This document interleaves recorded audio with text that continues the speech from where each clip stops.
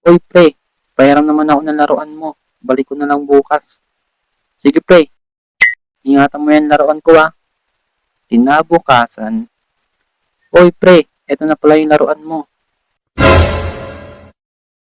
Oh no! Anong ginawa mo sa Barbie ko? Bakit wala na tong buhok?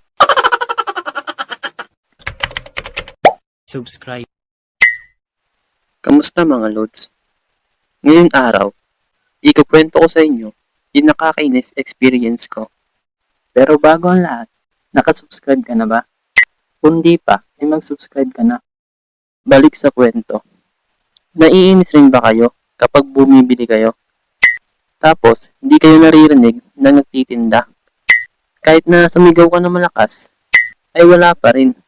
Nakakainis, di ba?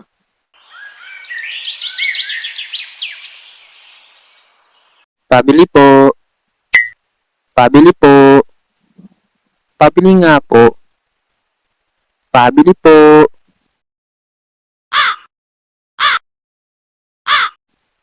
Nakakainis naman. Naiinis rin ba kayo kapag inutusan kayo ng magulang nyo? Uy, aminin. Naiinis rin kayo paminsan-minsan. Pre, tulong pre. Atakin natin si Silong. Sige pre. Jerome, bilang mo nga ako ng toyo. Maya na ma, naglalaro pa ako eh. Ngayon na, at masusunog na niluluto ko. Maya na ma, rank game to ma. Kapag di mo ako sinunod, mananapit ka sa akin. Eto na ma, bibilin na. Few moments later. Pabili nga po. Anong bibili mo utoy? Pabili po ng isang toyo.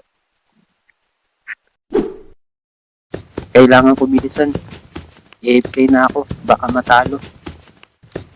One eternity later. Eto na ma. Ay, nakalimutan ko yung suka. NANI?! Bili ka muna dun. Nakakainis naman. Naiinis din ba kayo kapag ang ingay ng kapitbahay nyo? Yung hindi ka na makatulog dahil magdamag kumakanta. Akala mo may concert eh. Binaliwala niya ako dahil sa'yo. Hoy! Magpatulog naman kayo. Gusto mo sapakin kita na makatulog ka? Joke lang. Hehe. Naiinis rin ba kayo kapag may sumisingit sa pila? Yung ang tagal nyo nakapila, tapos may biglang sisingit, porket kakilala niya yung nasa unahan mo. Ang haba naman ng pila, nakakatamad. Uy, swerte. Uy, pre. Ikaw pala, pre. Kamusta na? Ito, okay lang, pre. Teka, pipila ka rin ba? Oo, pre. Dito ka na, pre, sa unahan ko. Talaga, pre. Salamat, pre. Nakakainis. Isa ka rin ba sa naiinis kapag yung pinahiram mong gamit ay ibabalik sa'yo na sira? Ang matindi pa doon ay di niya aaminin na siya ang nakasira. Oy pre, pahiram naman ako ng laruan mo. Balik ko na lang bukas. Sige pre, ingatan mo yan laruan ko ah. Kinabukasan. Oy pre, eto na pala yung laruan mo. Oh no! Anong ginawa mo sa Barbie ko? Bakit wala na tong buhok?